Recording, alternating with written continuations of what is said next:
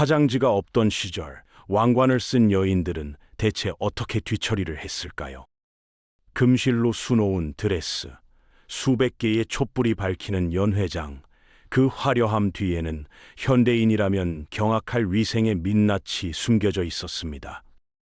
성벽 끝에 매달린 돌덩이 구멍, 30m 아래에서 올라오는 악취, 그리고 20kg짜리 드레스를 혼자 감당할 수 없어 시녀 여럿이 달려붙어야 했던 현실.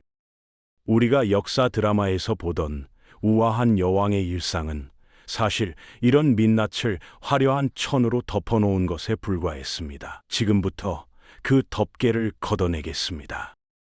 성 안에서 가장 은밀한 공간의 이름은 가더로비였습니다. 프랑스어로 옷장을 지키다라는 뜻이죠. 그런데 실제로는 화장실이었거든요. 왜 화장실을 옷장이라고 불렀는지는 나중에 따로 설명할 텐데 그 이유가 또 충격적입니다. 일단 구조부터 보면 성벽 바깥으로 툭 튀어나온 작은 돌방이 전부였습니다. 바닥에는 구멍 하나, 그 아래로는 낭떠러지거나 해자가 펼쳐졌죠. 변기도 없고 물도 없고 그냥 돌에 뚫린 구멍 하나가 중세 여왕의 화장실이었습니다. 놀라운 건 이 구조가 500년 넘게 거의 변하지 않았다는 겁니다. 중세 유럽은 하늘을 찌를 듯한 고딕 대성당을 세우고 정밀한 기계식 시계를 만들어낼 정도로 기술력이 있었습니다. 근데 화장실만큼은 달랐어요. 그냥 구멍 뚫린 돌덩이에서 한 발짝도 나아가지 못했습니다.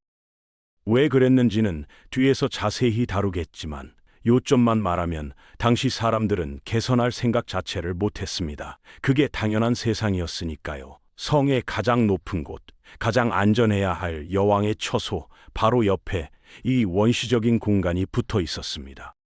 화려한 테피스트리로 장식된 침실 문을 열면 바로 옆이 허공을 향해 뚫린 돌구멍이었던 겁니다. 문명과 원시가 문 하나를 사이에 두고 공존했던 공간, 그게 중세 왕실 화장실의 실체였습니다. 그 돌구멍 위에 앉는다는 게 어떤 경험이었는지 한번 상상해 보세요. 사방이 트인 돌덩이, 그리고 발밑으로 아득히 펼쳐진 낭떠러지.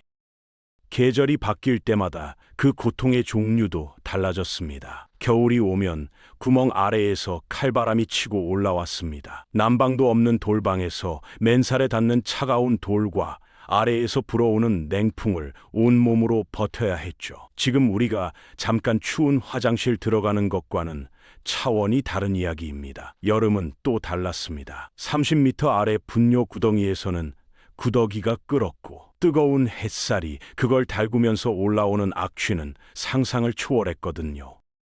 창문엔 유리가 없었고 문도 제대로 닫히지 않았습니다. 냄새도 바람도 벌레도 그대로 들어왔죠. 여왕이라는 신분이 이 공간에서만큼은 아무런 방패가 되어주지 못했습니다. 당시 시녀들의 기록을 보면 여왕이 화장실을 다녀온 뒤 방 안에 향을 피우는 일이 하루에도 수차례 반복됐다고 합니다. 냄새를 지우기 위해서였죠.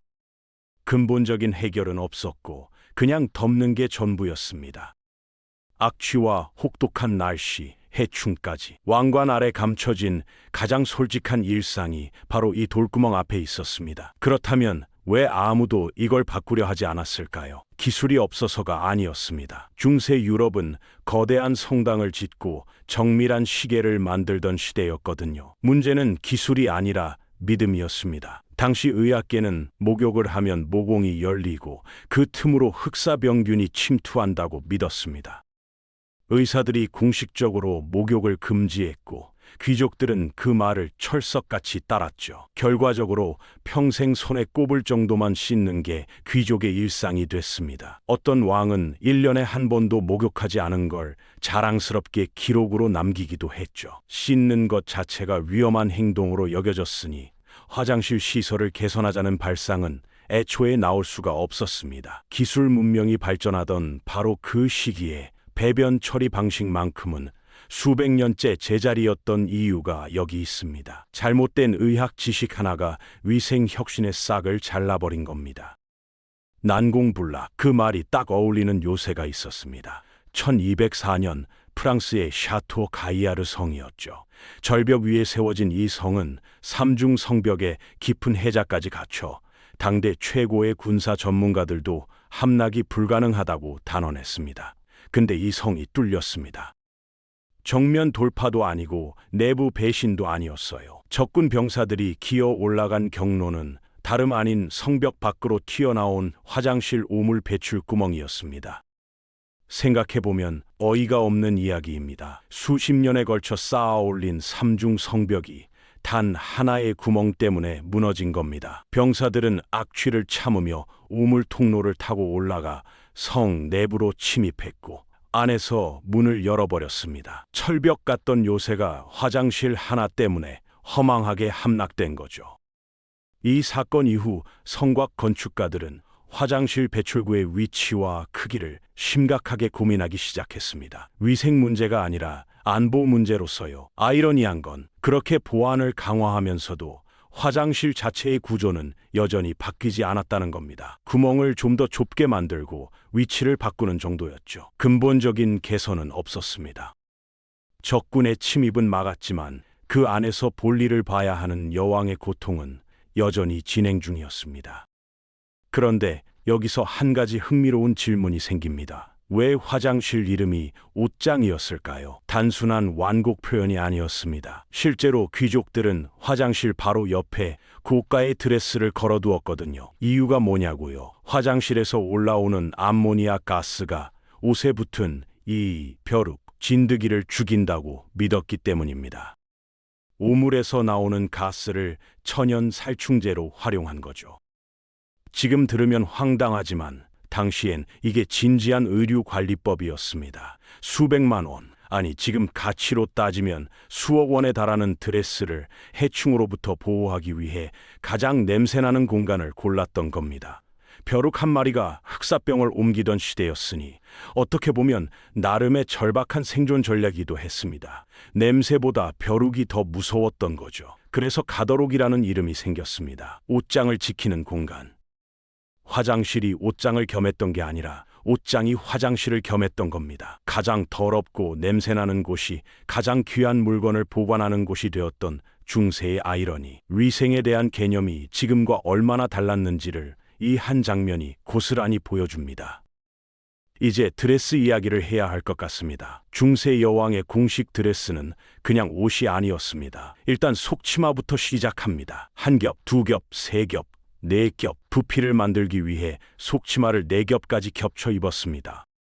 그 위에 고래뼈로 만든 파딩게일이라는 틀을 착용해 치마 모양을 잡았죠. 여기까지만 해도 이미 숨이 찹니다. 근데 아직 반도 안 왔습니다. 허리에는 고래뼈 코르셋을 꽉 조여 맸습니다. 얼마나 조였냐면 실신하는 여성이 속출할 정도였다고 합니다.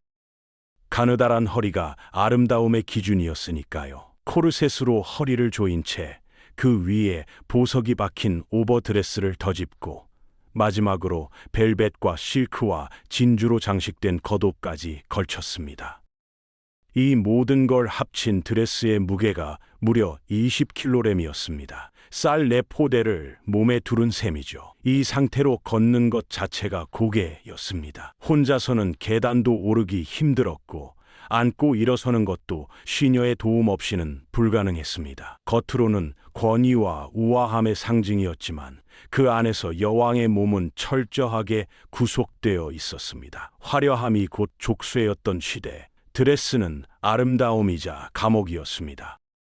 20kg짜리 드레스를 입은 채 화장실을 가야 한다고 상상해 보세요. 혼자서는 불가능합니다. 그래서 시녀들이 동원됐습니다.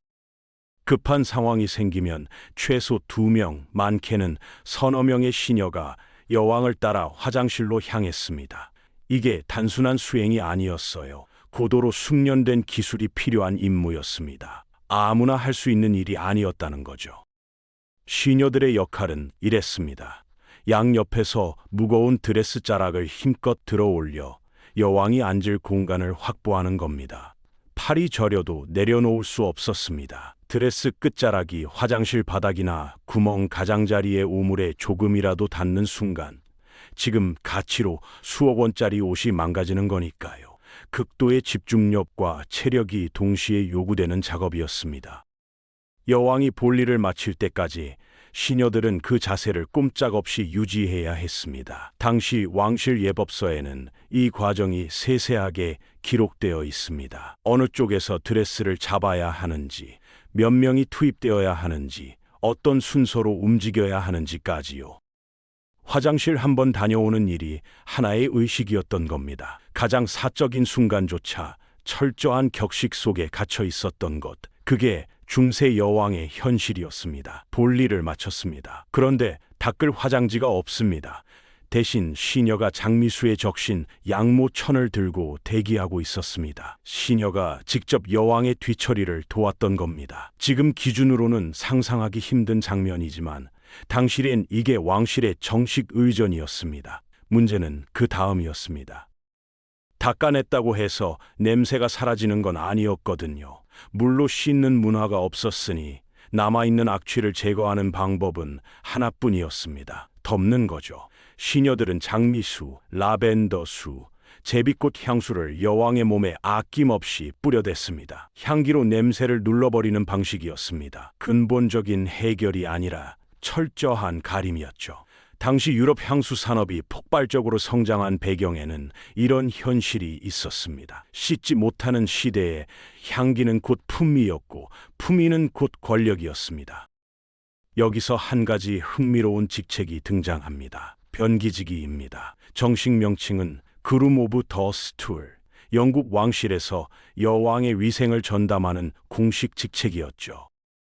들으면 누구나 고개를 절레절레 흔들 것 같은 자리인데 현실은 정반대였습니다. 당대 최고의 귀족 가문들이 이 자리를 차지하기 위해 치열하게 경쟁했거든요. 이유가 있었습니다. 변기지기는 여왕이 가장 무방비한 순간에 단둘이 함께할 수 있는 유일한 사람이었습니다. 경호원도 없고 다른 신하도 없는 그 순간에 여왕의 귀에 직접 말을 건넬 수 있었던 거죠. 자연스럽게 비선 실세 역할을 했습니다. 헨리 8세의 시절 변기지기는 왕실에서 세 번째로 부유한 사람이 됐다는 기록도 남아 있습니다. 가장 더러운 일을 맡은 사람이 가장 강력한 권력을 쥐렸던 아이러니였습니다. 이 모든 것이 끝난 건 19세기 중반이었습니다. 수세식 화장실이 본격적으로 보급되면서입니다. 증기기관차가 달리고 전신이 대륙을 연결하던 그 시대에도 일부 왕실에서는 여전히 시녀가 여왕의 뒤처리를 돕고 있었습니다. 문명의 속도가 분야마다 달랐던 거죠. 기차는 달렸지만 화장실은 여전히 돌구멍이었습니다. 변화의 주역은 영국의 배관공 토마스 크래퍼였습니다.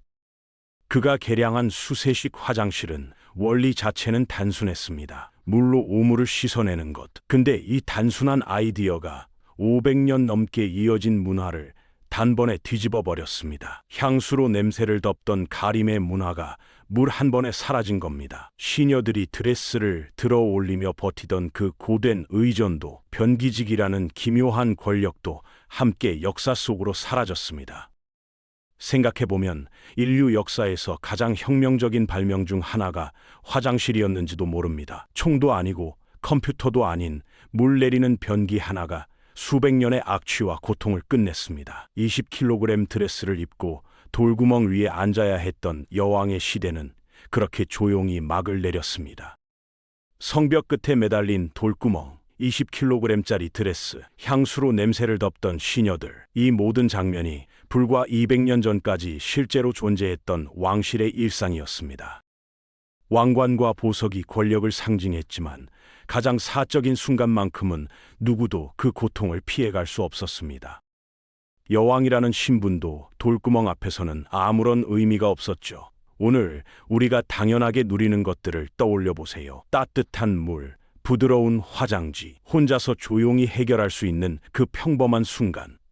과거의 여왕들이 가장 갖고 싶었던 사치가 바로 그것이었습니다. 역사는 가장 낮고 더러운 곳에서 권력이 흘렀고 가장 단순한 발명이 삶을 바꿨다는 걸 보여줍니다. 오늘 화장실 불 끄기 전에 딱 한 번만 생각해 보세요.